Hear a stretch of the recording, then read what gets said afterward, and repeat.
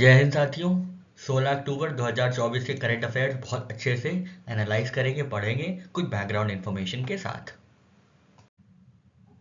India में नए 3 artificial intelligence centres of excellence को इस्टेब्लिश किया जाएगा।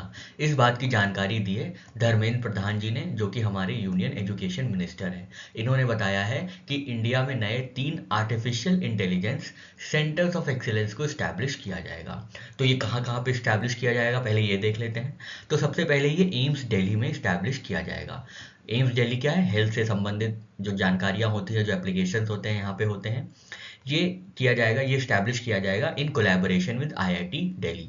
आईआईटी दिल्ली के साथ मिलकर एम्स दिल्ली में health related AI centre of excellence establish किया जाएगा, ताकि जो भी एडवांसमेंट्स हैं एआई से रिलेटेड हेल्थ केयर में वो अप्लाई किए जाएं। ठीक है, तो एम्स दिल्ली में पहला centre of excellence for artificial intelligence खोला जाएगा, जो कि हेल्थ केयर पे ध्यान देगा। इनका फोकस हेल्थ केयर पे रहेगा। इसके बाद एग्रीकल्चर पे फोकस रहेगा। तो एग्रीकल्चर फोकस्ड के लिए artificial intelligence centre of excellence कहाँ खोला जाएगा? तो ये आईआईटी रोपर में खोला जाएगा। आईआईटी रोपर में खोला जाएगा। यहाँ पे AI based agricultural solutions provide किए जाएंगे। ठीक है, तो ये बात आपको याद रखनी है। तीसरी बात आपको ये याद रखनी है कि सस्टेनेबल सिटीज के लिए artificial intelligence centres of excellence IIT Kanpur में खोला जाएगा। ठीक है, इससे क्या होगा? इससे अर्बन डेवलपमेंट और अर्बन सस्टेनेबिलिटी आराम से अप्लाई की जा सकेगी एआई की मदद से। ठीक है, तो ये 3 बहुत इंपॉर्टेंट है। और पर्टिकुलरली बात आपको ये याद रखनी है कि किस क्षेत्र में किस चीज़ पे फोकस ये रहेगा। जैसे एम्स दिल्ली में हेल्थ पे फोकस रहेगा, आईआईटी रोपर में एग्रीकल्चरल एआई पे फोकस रहेगा, और आईआईटी कानपुर में सस्टेनेबल सिटीज़ पे फोकस रहेगा। तो ये बात आपको याद रखनी है। इनके ऑब्जेक्टिव्स क्या होंगे? तो ये रिसर्च प्रमोट करेंगे, इनोवेशन प्रमोट करेंगे, फिर इंटर्न इकोनॉमिक डेवलपमेंट होगा, पब्लिक वेलफेयर को एड्रेस किया जाएगा इसी के थ्रू। इसका विजन जो है 2023-24 के बजट में आया था, जहाँ पे बोला गया था make AI in India, make AI work for India. ठीक है, तो ये कुछ बैकग्राउंड नॉलेज थी। Make AI in India, make AI work for India, ये 2023-24 के बजट में ऐसी घोषणा की गई थी। और ये की इंस्टीट्यूशंस है जहाँ पे सेंटर ऑफ एक्सीलेंस स्टैब्लिश किए जाएंगे। आगे बढ़ते हैं और देखते हैं इंडिया की पहली बायोपॉलीमर्स के लिए डेमोन्स्ट्रेशन फैसिलिटी को इनॉग्रेट किया गया है। ठीक है, बायोपॉलीमर्स की डेमोन्स्ट्रेशन फैसिलिटी को कहाँ पे इनॉग्रेट किया गया है? तो ये जेजूरी पुणे में किया गया है। किसने इनॉग्रेट किया है? तो डॉक्टर जितेंद्र सिंह हैं, जो कि union minister of state for science and technology हैं। इन्होंने इनॉग्रेट किया है इंडिया का पहला डेमोन्स्ट्रेशन फैसिलिटी फॉर बायोपॉलीमर्स। ठीक है, ये कहाँ पे हुआ है? ये जेजूरी एक जगह है पुणे में, वहाँ पे स्टैब्लिश किया गया है।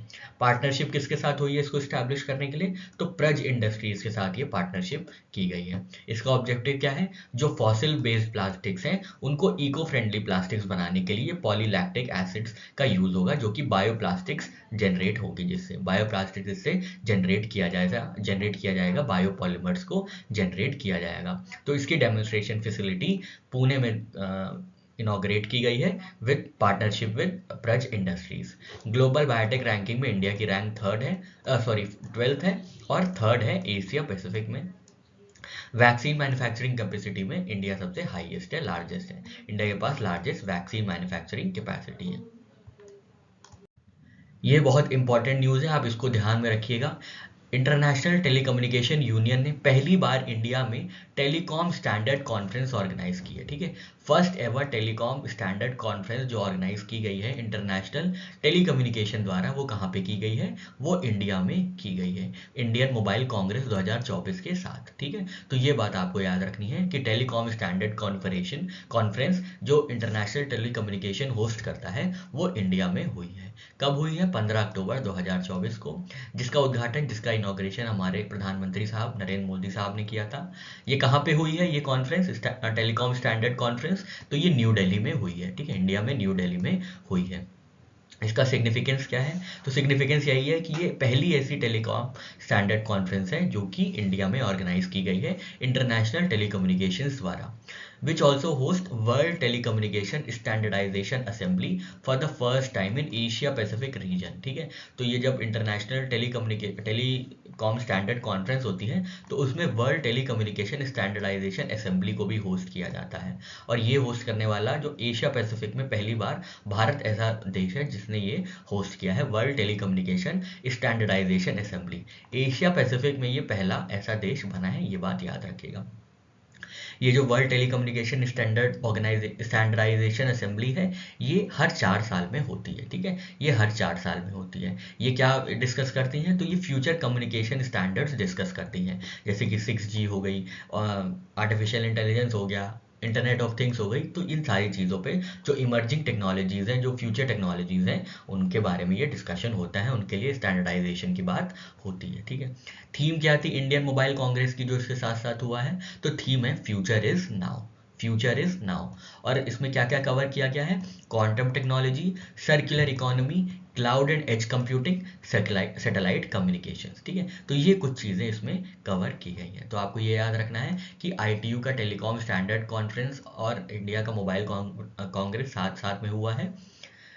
ITU का टेलीकॉम स्टैंडर्ड पहली बार इंडिया में हुआ है। इसी के साथ साथ इंडिया ने होस्ट किया है वर्ल्ड टेलीकम्युनिकेशन स्टैंडर्डाइजेशन असेंबली, जो कि हर साल में होस्ट किया जाता है, हर 4 साल में ये होस्ट की जाती है। ये डिस्कस करती है 6G के बारे में, इमर्जिंग टेक्नोलॉजीज़ के बारे में, जो फ्यूचर टेक्नोलॉजीज़ हैं उनके बारे में।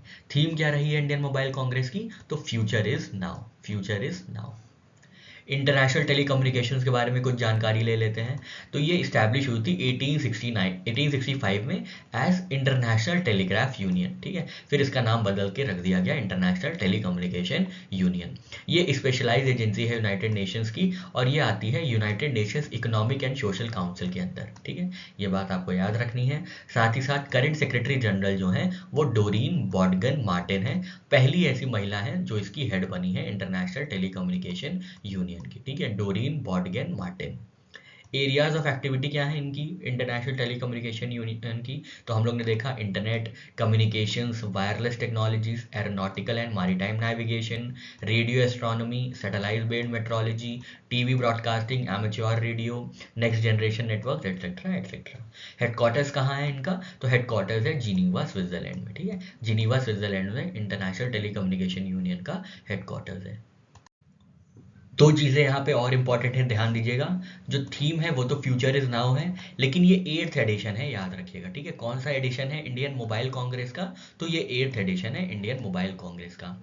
साथ ही साथ ये देखिएगा कि करंट सेक्रेटरी जनरल जो डोरीन बॉर्डगन मार्टिन है, ये यूनाइटेड स्टेट्स की नेशनैलिटी को बिलोंग करती है, मतलब ये यूनाइटेड स्टेट्स की नेशनल है। हो सकता है आपसे यही पूछ लें कि डोरीन बॉर्डगन मार्टिन जो कि पहली वुमेन है इंटरनेशनल टेलीकम्युनिकेशन यूनियन को सर्व करने के लिए हेड बनी है, वो किस कंट्री से आती हैं, तो वो यूनाइटेड स्टेट्स से आती है, ठीक है। तो ये दो जानकारी पीछे छूट गई थी, हमने सोचा आपको बताते चले।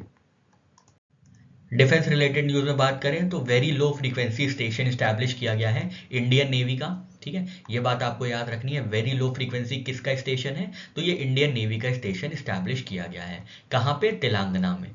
तेलंगाना में दमनगुडम रिजर्व फॉरेस्ट है विकाराबाद में, वहाँ पे तेलंगाना में इस्टेब्लिश किया गया है वेरी लो फ्रीक्वेंसी स्टेशन। ये अनाउंस किया था हमारे जो डिफेंस मिनिस्टर साहब है राजनाथ सिंह जी ने। इनका एरिया लगभग है 2900 करोड़ का, और प्रोजेक्ट की जो कॉस्ट है वो 32,000 करोड़ है, ठीक है। एरिया जो है 2900 एकड़ का है, और प्रोजेक्ट जो है वो 3200 करोड़ का है। इसका पर्पस क्या है, ये कम्युनिकेशन को एनहांस करेगा, जितने भी कम्युनिकेशन कैपेबिलिटीज़ हैं इंडियन नेवी की उनको एनहांस करेगा, सिक्योर करेगा लॉन्ग डिस्टेंस ट्रांसमिशंस को, और कमांड एंड कंट्रोल को और इफेक्टिव बनाएगा। तो आपको याद रखना है वेरी लो फ्रीक्वेंसी स्टेशन किसका है, तो ये इंडियन नेवी का स्टैब्लिश किया गया है। कहाँ पे, तेलंगाना में, ठीक है। दूसरी न्यूज़ है समर्थक को लेकर, तो ये पहला इंडिजिनस मल्टीपर्पज वेसल है, ठीक है। ये बात याद रखिएगा, पहला इंडिजिनस स्वदेशी निर्मित मल्टीपर्पज वेसल है, ठीक है। मल्टीपर्पज वेसल का क्या नाम है, समर्थक। कहाँ पे ये लॉन्च किया गया है, तो ये चेन्नई में लॉन्च किया गया है। किसके द्वारा, L&T शिपयार्ड द्वारा, ठीक है। L&T शिपयार्ड द्वारा ये चेन्नई में लॉन्च किया गया है। ये सिग्निफाई करता है कि इंडियन नेवी की जो कमिटमेंट है इंडिजिनस शिप बिल्डिंग की, जो शिप बिल्डिंग की चीज़ है, जो शिप बिल्डिंग का एरिया है वो स्वदेशी निर्मित हो, इसके कमिटमेंट को ये जाहिर करता है, ठीक है। अलायंस विद आत्मनिर्भर Bharat and make in India initiative. इसका बैकग्राउंड ये है कि 2022 में मिनिस्ट्री ऑफ डिफेंस और L&T शिपयार्ड ने इस मल्टीपर्पज वेसल को बनाने के लिए, समर्थक को बनाने के लिए एक MOU साइन किया था, ठीक है। 2 वेसल्स बनेंगे इस कॉन्ट्रैक्ट के अंदर, ठीक है। तो पहला समर्थक है, अभी जब दूसरा आगे आएगा बनेगा तो हम उसके बारे में आपको जानकारी देंगे। डायमेंशंस देख लीजिए हल्का सा, लेंथ है 106 मीटर, विड्थ है, चौड़ाई है 16.8 मीटर्स, मैक्सिमम स्पीड है 15 नॉट्स की। तो जो ये नॉट है ये नेविगेशनल स्पीड है, ठीक है, सी की नेविगेशनल स्पीड है, ये बात याद रखिएगा। रोल्स एंड कैपेबिलिटीज क्या क्या होंगी, शिप्स को टो कर सकते हैं इधर से उधर, लॉन्च कर सकते हैं और रिकवर कर सकते हैं टारगेट्स को, अनक्रूड ऑटोनोमस व्हीकल्स को ऑपरेट किया जा सकता है और ट्रायल प्लेटफॉर्म के लिए इसको यूज किया जा सकता है। मल्टीपर्पज व्हीकल समर्थक को किसने लॉन्च किया है, एल&टी शिपयार्ड ने लॉन्च किया है, चेन्नई में लॉन्च हुआ है, मैक्सिमम स्पीड है 15 नॉट्स। पार्थ प्रतिम सेन गुप्ता को एमडी और सीईओ बनाया गया है बंधन बैंक का, ठीक है, तो हल्का सा याद रखिएगा। अगर आप बैंक के कोई एग्जाम दे रहे हैं तो स्पेसिफिकली याद रखिएगा, वरना बस ऐसे ही पासिंग न्यूज की तरह देख लीजिएगा कि पार्थ प्रतिम सेन गुप्ता को एमडी और सीईओ बनाया गया है बंधन बैंक का 3 साल के लिए, और ये सक्सीड करेंगे चंद्रशेखर घोष जी को, ठीक है, चंद्रशेखर घोष जी को ये सक्सीड करेंगे। नेक्स्ट अपॉइंटमेंट है अमित कुमार को अपॉइंट किया गया है as chairman and managing director of AI assets holding company limited. AI assets holding limited के जो चेयरमैन होंगे और मैनेजिंग डायरेक्टर होंगे वो अमित कुमार जी होंगे। नेक्स्ट है रश्मिका मंदाना को अपॉइंट किया गया है national ambassador for cyber safety. ये इंपॉर्टेंट है, ध्यान दीजिएगा। National brand ambassador for cyber safety किसको अपॉइंट किया गया है, तो रश्मिका मंदाना जी को अपॉइंट किया गया है। किसने अपॉइंट किया है, तो मिनिस्ट्री ऑफ होम अफेयर्स ने ये अपॉइंटमेंट किया है। नेक्स्ट अपॉइंटमेंट है मालदीव्स के एम्बेसडर से रिलेटेड, तो एसहाद अजीमा जी को क्या किया गया है, एसहाद अजीमा जी को बनाया गया है नया मालदीव्स का एम्बेसडर टू इंडिया। ये बात याद रखिएगा, नए मालदीव्स एम्बेसडर टू इंडिया हैं एसहाद अजीमा, और ये सक्सीड करेंगे इब्राहिम साहिब को जो कि आउटगोइंग एम्बेसडर है, ठीक है, तो ये हल्का सा याद रखिएगा। Director general of Indian coast guard appoint किया गया है एस परमेश को। एस परमेश जो है उन्होंने अज्यूम किया है office as new director general of Indian coast guard, ठीक है। ये किसको सक्सीड करेंगे, डीजी राकेश पाल जी को सक्सीड करेंगे।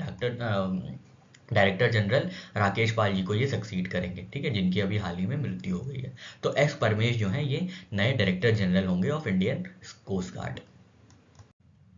अजय जडेजा जी को क्राउन किया गया है as heir to Jamnagar royal throne. तो जामनगर रॉयल थ्रोन के नए राजा बने हैं अजय जडेजा जी। इस बात की घोषणा की थी महाराजा शत्रुंजय शाले सिंह जडेजा जी ने। नया टाइटल होगा अजय जडेजा जी का जाम साहब, ठीक है, तो हल्का सा याद रखिएगा, अजय जडेजा जी जामनगर के नए राजा बने हैं। नेक्स्ट आते हैं अर्जुन वाजपेयी जी पे, तो इन्होंने कवर किया है, इन्होंने क्लाइम किया है माउंट शीशा पंगमा। माउंट शीशा पंगमा को क्लाइम करने वाले ये पहले इंडियन माउंटेनियर बने हैं। ये पहले भारतीय पर्वतारोही हैं जिन्होंने माउंट शीशा पंगमा पे चढ़ाई की है। माउंट शीशा पंगमा तिब्बत में है और इसकी जो ऊंचाई है ये 8000 मीटर से ज़्यादा है, ठीक है, तो ये काफ़ी ज़्यादा महत्वपूर्ण अचीवमेंट है, सफलता है अर्जुन वाजपेयी जी के लिए और भारत के लिए भी, कि इन्होंने ये पहले ऐसे भारतीय बने हैं जिन्होंने शीशा पंगमा पे पूरी अपनी चढ़ाई जो है कंप्लीट की है। प्रीवियस अचीवमेंट्स इनके क्या रहे हैं, तो ये सबसे छोटे व्यक्ति बने हैं जिन्होंने माउंट एवरेस्ट पे चढ़ाई की थी 2010 में, और साथ ही साथ 2011 में ये सबसे छोटे व्यक्ति बने थे, सबसे छोटे पर्वतारोही बने थे जिन्होंने माउंट लोत्से पे चढ़ाई की थी, ठीक है, तो ये कुछ उनके प्रीवियस अचीवमेंट्स हैं। करंट अचीवमेंट ये है कि इन्होंने पहले भारतीय बने हैं जिन्होंने शीशा पंगमा जो कि पीक है, माउंटेन पीक है 8000 मीटर से अबव तिब्बत में, उन पे चढ़ाई की है, और ये ऐसा करने वाले पहले भारतीय बने हैं। नेक्स्ट बात करते हैं नेशनल वाटर अवार्ड्स की। तो 5th नेशनल वाटर अवार्ड्स को अनाउंस किया गया है हाल ही में, देख लेते हैं इसके बारे में कुछ चर्चा कर लेते हैं। तो ये सबसे पहले अनाउंस किया गया था 2018 में, ठीक है, लॉन्च ईयर इसका था नेशनल वाटर अवार्ड्स का 2018। कौन सी अथॉरिटी इन्वॉल्व है इसमें, department of water resources, river development and Ganga rejuvenation, ministry of जल शक्ति। तो ये मिनिस्ट्री ऑफ जल शक्ति की इनिशिएटिव है जिसके अंतर्गत क्या होता है, रिकॉग्नाइज किया जाता है एफर्ट्स को in water conservation and management. तो जल संरक्षण के लिए जो भी महत्वपूर्ण कदम उठाए गए हैं उनको रिकॉग्नाइज करके उनको सम्मानित किया जाता है। 9 कैटेगरीज में ये सम्मान दिया जाता है और 38 विनर्स इस बार हैं, ठीक है, तो ये बात आपको इतना तो बेसिक याद रखना है। अब बात करते हैं करंट वाटर अवार्ड्स की, 5th नेशनल वाटर अवार्ड्स की कहाँ कहाँ पे किसको किसको अवार्ड दिया गया है। तो फर्स्ट पे है ओडिशा, ये बात याद रखनी है। नेशनल वाटर अवार्ड्स में बेस्ट स्टेट अवार्ड जो गया है, फर्स्ट पे है ओडिशा, सेकेंड पे है उत्तर प्रदेश, थर्ड पे जॉइंट विनर है गुजरात और पुडुचेरी। थर्ड पे जॉइंट विनर है नेशनल वाटर अवार्ड्स में बेस्ट स्टेट अवार्ड की कैटेगरी में गुजरात और पुडुचेरी, जिनको जॉइंटली विनर डिक्लेयर किया गया है थर्ड पोजीशन के लिए। पहले पोजीशन पे ओडिशा है, सेकंड पे उत्तर प्रदेश है, थर्ड पे गुजरात और पुडुचेरी है। नेक्स्ट कैटेगरी की बात करें तो नेक्स्ट कैटेगरी है बेस्ट डिस्ट्रिक्ट जोन वाइज, ठीक है, जोन वाइज बेस्ट डिस्ट्रिक्ट कौन कौन सी है देख लेते हैं। तो साउथ में सबसे अच्छी डिस्ट्रिक्ट बनी है विशाखापट्टनम की, आंध्र प्रदेश में। नॉर्थ ईस्ट में ढलाई, त्रिपुरा में अवार्ड मिला है। नॉर्थ में बांदा जो कि उत्तर प्रदेश में है, उनको अवार्ड मिला है। नॉर्दर्न मोस्ट में गैंडरबल जो कि जम्मू कश्मीर में है, उनको best district zone wise award मिला है। वेस्ट में इंदौर को अवार्ड मिला है और ईस्ट में बुलंदगीर ओडिशा को अवार्ड मिला है। बुलंदगीर एक डिस्ट्रिक्ट है ओडिशा में, उसको अवार्ड मिला है zone wise for best district category. Best village panchayat की कैटेगरी में देख लेते हैं तो सबसे बेहतरीन विलेज का अवार्ड मिला है पुलमपारा को जो कि केरला में है। सेकंड नंबर पे मसूल पानी है, छत्तीसगढ़ का जो गांव है। थर्ड पे जॉइंट विनर है यहाँ पे भी हम्पापुरम जो कि आंध्र प्रदेश में है, और क्लेहन गराना जो कि मेघालय में है। ठीक है, क्लेनन रंगना जो कि मेघालय में है, उनके साथ साथ हम्पापुरम आंध्र प्रदेश को जॉइंट विनर घोषित किया गया है best village panchayat under national water award. ठीक है, अर्बन लोकल बॉडी की बात करें तो पहले नंबर पे है सूरत गुजरात की, सेकंड नंबर पे है पुरी ओडिशा की, और थर्ड नंबर पे जो अर्बन लोकल बॉडी है पुणे को मिला है महाराष्ट्र में। ठीक है, तो ये कुछ ज़्यादा फैक्चुअल चीज़ें हैं, आपको याद करनी है। नेक्स्ट जो कैटेगरी है वो है बेस्ट स्कूल और कॉलेज की। तो पहला अवार्ड जो गया है वो फर्स्ट रैंक जो गई है वो गवर्नमेंट अपर प्राइमरी स्कूल जेठवांका बास राजस्थान को गई है। सेकंड गवर्नमेंट सर्वोदय कन्या विद्यालय पश्चिम विहार नई दिल्ली को गई है।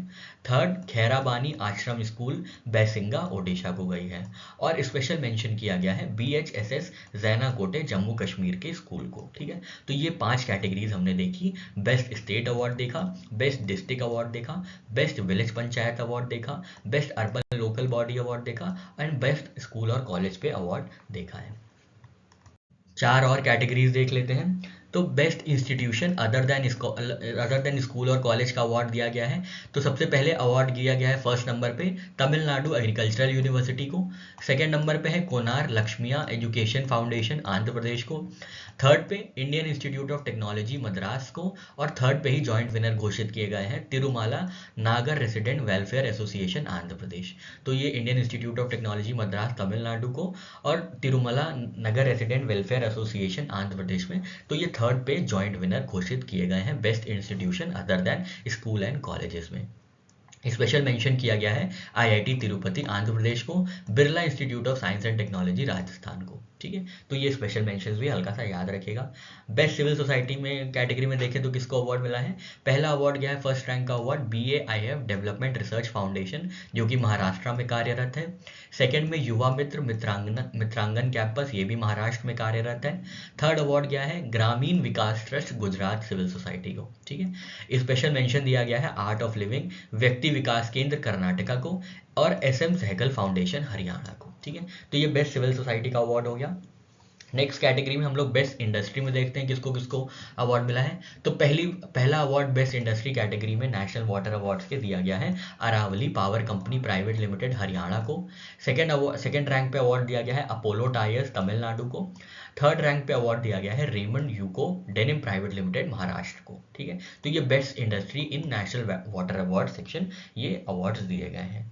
लास्ट में है बेस्ट वाटर यूजर एसोसिएशन। तो पहले नंबर पे पहला अवार्ड दिया गया है Pentakali project union of water user association Maharashtra. Second award दिया गया है सेकंड रैंक पे अवार्ड दिया गया है water user cooperative society Karnataka को, और थर्ड पे अवार्ड दिया गया है Perambur big tank water user association Tamil Nadu को। तो ये हो गया हमारा best water user association award. ठीक है, तो यहाँ पे हमने कंप्लीटली नेशनल वाटर अवार्ड्स के बारे में देखा। International astronautical federation world space award दिया गया है इसरो चेयरमैन S सोमनाथ जी को। ठीक है, तो S सोमनाथ जी को IAF वर्ल्ड स्पेस अवार्ड से सम्मानित किया गया है। किस चीज़ के लिए? उनकी कंट्रीब्यूशन के लिए, चंद्रयान 3 में जो उनका कंट्रीब्यूशन था इस चीज़ के लिए उनको ये सम्मान से सम्मानित किया गया है डॉक्टर S सोमनाथ को, जो कि चेयरमैन है इसरो के इंडियन स्पेस रिसर्च ऑर्गेनाइजेशन के। कौन सा अवार्ड है? International astronautical federation world space award. Reason क्या है? हमने आपको बताया चंद्रयान 3 में जो कि रिमार्केबल सक्सेसफुल हुई थी, जो कि इंडिया का लूनर मिशन था चंद्रयान 3, उसमें इनके कंट्रीब्यूशन को लेके ये अवार्ड दिया गया है। ठीक है, सिग्निफिकेंस क्या रहा है? तो first nation to achieve a landing at lunar south pole joining elite countries like US Russia China successfully landing on the moon. तो सॉफ्ट लैंडिंग की है साउथ पोल में, जो कि बहुत एक अपने आप में एक फीट है। ठीक है, प्रीवियस मिशन जो था चंद्रयान 2 2019 में वो लैंडिंग अटेम्प्ट में अपनी फेल हो गया था। ये कुछ बैकग्राउंड इन्फॉर्मेशन थी। तो आपको ये याद रखना है कि इंटरनेशनल एस्ट्रोनॉटिकल फेडरेशन का वर्ल्ड स्पेस अवार्ड जो है वो इसरो चेयरमैन S सोमनाथ जी को मिला है, उनके कंट्रीब्यूशन चंद्रयान 3 के लिए। यूरोपा क्लिपर मिशन जो है नासा का मिशन है, जिसको यूरोपा, जो कि जुपिटर का मून है, उसको एक्सप्लोर करने के लिए लॉन्च किया गया है। तो ये आपको याद रखना है। यूरोपा क्लिपर मिशन जो है, यूरोपा क्लिपर मिशन किसका है? तो ये नासा का मिशन है, यूरोपा क्लिपर मिशन। ये क्या एक्सप्लोर करेगा? तो ये यूरोप को नहीं एक्सप्लोर करेगा। आप यूरोपा नाम से यूरोप में मत कंफ्यूज हो जाइएगा। ये यूरोपा जो जुपिटर का मून है उसको कॉन्कर करेगा या उसको एक्सप्लोर करेगा कि उनमें क्या क्या, उनके सब सरफेस पे कैसे कैसे ओशंस हैं जो कि लाइफ को सपोर्ट करते हैं। लॉन्च व्हीकल क्या है? तो स्पेस एक्स का फैल्कन हेवी, स्पेस एक्स का फैल्कन हेवी का यूज़ किया गया है यूरोपा क्लिपर मिशन में। आगे बढ़ते हैं, शक्ति सैटेलाइट मिशन के बारे में देखते हैं। तो शक्ति सैट मिशन जो है ये 12,000 गर्ल्स को एम्पावर करेगा स्पेस टेक्नोलॉजी में। ठीक है, तो ये लॉन्च किसने किया है? स्पेस किड्स इंडिया एक ऑर्गेनाइजेशन है, उसने लॉन्च किया है शक्ति सैट, जिसमें ट्रेन किया जाएगा 12,000 गर्ल्स को, जो जिनकी उम्र होगी 14 से 18 साल और 108 कंट्रीज से इन स्पेस टेक्नोलॉजी। ठीक है, तो ये सिर्फ इंडिया की गर्ल्स के लिए सीमित नहीं है, ये ऑल ओवर द वर्ल्ड ये 12,000 गर्ल्स को ट्रेन किया जाएगा। टारगेट लॉन्च क्या है? जो इसरो का चंद्रयान 4 है 2026 में जो लॉन्च है, उसमें इनको ट्रेन किया जाएगा ताकि ये अपना कंट्रीब्यूशन दे पाए। ठीक है, ट्रेनिंग ओवरव्यू में क्या है? लगभग 120 घंटे की ऑनलाइन ट्रेनिंग होगी in space technology, payload development and spacecraft systems. Selection for hands on training, 108 students को सिलेक्ट किया जाएगा। ठीक है, इंटरनेशनली कोलैबोरेशन किया गया है यूके के साथ, यूएई के साथ, Brazil, Kenya, Australia, France, Greece, Sri Lanka, Afghanistan. इसकी मिशन लीड कौन है शक्ति सैट की? तो श्रीमती केसान। ठीक है, श्रीमती केसान जो है इसकी मिशन लीड है, ये बात आपको याद रखनी है। सोवरीन वेल्थ फंड्स की बात करें तो सबसे ज़्यादा सोवरीन वेल्थ फंड्स, जो सबसे रिचेस्ट सिटी है वो अबू धाबी है sovereign funds, sovereign wealth funds के मामले में। सोवरीन वेल्थ फंड्स क्या होते हैं? जो सरकार के पास जो फंड्स होते हैं, जो नेशनल रिजर्व से आते हैं, उनको सोवरीन फंड्स कहते हैं। ठीक है, स्टेट ओन्ड इन्वेस्टमेंट फंड्स और entities managing national reserves for various strategic purposes, तो इसको सोवरीन वेल्थ फंड्स कहते हैं। सोर्सेस क्या क्या हो सकते हैं? जैसे गवर्नमेंट के पास बहुत ढेर सारा पैसा आ गया, फॉरेन करेंसी रिजर्व्स हो गए, नेचुरल रिसोर्सेज रेवेन्यूज हो गए जैसे ऑयल है, गैस है, प्राइवेटाइजेशन से जो पैसे आएंगे वो मिला के, तो ये हो गया हमारा सोवरीन वेल्थ फंड। सबसे ज़्यादा सोवरीन वेल्थ फंड किसके पास है? तो ये बताया गया है सोवरीन वेल्थ फंड सबसे ज़्यादा अबू धाबी के पास है। ठीक है, ये बात याद रखिएगा। कितना है? तो लगभग 1.7 ट्रिलियन डॉलर्स। ठीक है, 1.7 ट्रिलियन डॉलर जो है sovereign wealth funds Abu Dhabi के पास है। आपको इतना याद रखना है, फिगर याद रखनी है कि 1.7 ट्रिलियन डॉलर्स हैं और अबू धाबी के पास है। साथ ही साथ ये देखिएगा सोवरीन वेल्थ फंड्स क्या होते हैं? तो ये स्टेट द्वारा आयोजित इन्वेस्टमेंट फंड्स होते हैं, जिसमें national reserves, government surpluses, foreign currency reserves, natural resources की रेवेन्यूज और प्राइवेटाइजेशन से जो प्रोसीड्स होती हैं वो सब इसमें रखा जाता है या इंक्लूड किया जाता है। ठीक है, इंडियन गेमिंग कन्वेंशन होस्ट किया जा रहा है नई दिल्ली में। तो ये सेकेंड एडिशन है इंडियन गेमिंग कन्वेंशन का। ठीक है, ये बात आपको याद रखनी है, सेकेंड एडिशन है इंडियन गेमिंग कन्वेंशन का। कहाँ पे होस्ट किया जा रहा है? तो न्यू दिल्ली में होस्ट किया जा रहा है।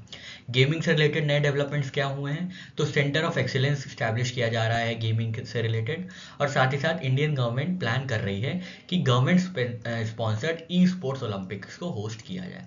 तो इंडियन गवर्नमेंट जो है होस्ट करने के लिए कोशिश कर रही है, प्लान कर रही है ई स्पोर्ट्स ओलंपिक्स को। ठीक है, थीम क्या रही है इंडियन गेमिंग कन्वेंशन की? तो India the next super power in gaming, ये बात याद रखिएगा, India the next super power in gaming. Major partners कौन है इंडियन गेमिंग कन्वेंशन के? तो टाइटल पार्टनर है मेटा, ये बात याद रखिएगा, मेटा के साथ मिलके इंडियन गेमिंग कन्वेंशन को होस्ट किया जा रहा है नई दिल्ली में। ठीक है, नई दिल्ली में ये होस्ट किया जा रहा है। शंघाई मास्टर्स में जैनिक सिनर ने नोवाक जोकोविक को हरा के उनको 100 टाइटल से, अपने 100 करियर टाइटल से डिनाई कर दिया है। ठीक है, तो जैनिक सिनर साहब जो हैं ये शंघाई मास्टर्स में विनर आए हैं और रनर अप रहे हैं नोवाक जोकोविक। अगर नोवाक जोकोविक साहब जो हैं बेहतरीन टेनिस खिलाड़ी हैं, अगर ये शंघाई मास्टर्स जीत लेते तो ये अपना 100 सिंगल टाइटल जीत लेते, लेकिन बेचारे हार गए। कोई बात नहीं, बढ़िया खिलाड़ी हैं, अगली बार जीत जाएंगे। तो याद रखना है आपको, जैनिक सिनर कहाँ से आते हैं? ये इटली के हैं। नोवाक जोकोविक साहब जो हैं ये सर्बियन के हैं। ठीक है, सर्बिया के हैं, सॉरी सर्बिया के।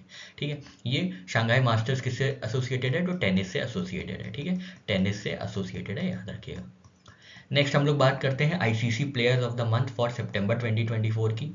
तो सितंबर महीने के ICC players of the month का अनाउंसमेंट हुआ है। इसमें कामिंडो मेंडिस श्रीलंका के जो मेल हैं उनको अवार्ड दिया गया है, अनाउंस किया गया है as ICC player of the month. और टैमी ब्यूमॉन्ट है इंग्लैंड की, वो फीमेल खिलाड़ी हैं जिनको ICC player of the month for सितंबर के लिए डिक्लेयर किया गया है। ठीक है, तो जो ऑनर प्लेयर्स हैं कौन कौन है? कामिंडो मेंडिस, ये मेल खिलाड़ी हैं, श्रीलंका से आते हैं। फीमेल कैटेगरी में टैमी ब्यूमॉन्ट है जो कि इंग्लैंड से आती हैं। इन लोग को ICC players of the month का फॉर सितंबर का अवार्ड दिया गया है। नेक्स्ट आते हैं हॉकी इंडिया लीग एक्शन पे। तो हॉकी इंडिया लीग एक्शन में सबसे ज़्यादा जो लीग ऑक्शन हुआ है वो हरमनप्रीत सिंह जी का हुआ है। तो ये most expensive player hockey India league में बने हैं ऑन डे 1। तो अभी हाल ही में ऑक्शंस चल रहे थे जिसमें हरमनप्रीत सिंह को जो बिड की गई थी हरमनप्रीत सिंह के ऊपर वो 78 लाख की बिड की गई थी जो कि हाईएस्ट है ऑन डे 1। ठीक है, कौन सी टीम ने इनको सिक्योर किया है? तो सूरमा हॉकी क्लब ने इनको सिक्योर किया है। सेकेंड मोस्ट एक्सपेंसिव बाय कौन रहे हैं? तो अभिषेक रहे हैं, जिनको शर्ची राव बंगाल टाइगर्स ने ये अक्वायर किया है या इनको सिक्योर किया है। लीड में अगर इंटरनेशनल बायर्स में देखें, इंटरनेशनल प्लेयर्स को देखें तो गोंजालो पेलियट जो है जर्मनी के, इनको सिक्योर किया गया है buy of 68 lakh rupees by Hyderabad Toofan. ठीक है, तो इंटरनेशनल प्लेयर्स में गोंजालो पेलियट जो है सबसे ज़्यादा मोस्ट एक्सपेंसिव बाय रहे हैं। ठीक है, इंडिया में सबसे ज़्यादा एक्सपेंसिव बाय कौन रहे हैं? हरमनप्रीत सिंह, बिड अमाउंट इनकी रही है 78 लाख और इनको सिक्योर किया गया है सूरमा हॉकी क्लब द्वारा। ठीक है, नेक्स्ट है इंडिया होस्ट करेगा ISSF जूनियर वर्ल्ड कप 2025। ठीक है, इंडियन शूटिंग स्पोर्ट्स फेडरेशन ने ये जानकारी दी है, जो कि प्रेसिडेंट है लुसियानो रोजी, उन्होंने जानकारी दी है कि इंडिया होस्ट करेगा international shooting sport federation junior world cup 2025। ये क्या रिकॉग्नाइज करता है? ये इंडिया की strong performance in shooting sports को रिकॉग्नाइज करता है, साथ ही साथ हाईलाइट करता है इंडिया की growing influence in shooting sports arena. ठीक है, तो ये बात आपको याद रखनी है। जूनियर वर्ल्ड कप 2025 शूटिंग का कौन होस्ट करेगा? तो ये इंडिया होस्ट करेगा। नेक्स्ट बात करते हैं अतुल पारचूरे को। आपने इनको कई रोल्स में देखा होगा, मूवीज में देखा होगा, टीवीज में देखा होगा। इनका निधन हो गया है, इनकी मृत्यु हो गई है। ये 57 साल के थे और पिछले 2 वर्षों से ये कैंसर से लड़ रहे थे। तो इनको आप याद रखिएगा। अतुल पारचारे क्या थे? ये एक्टर थे जिनका अभी हाल ही में निधन हो गया है।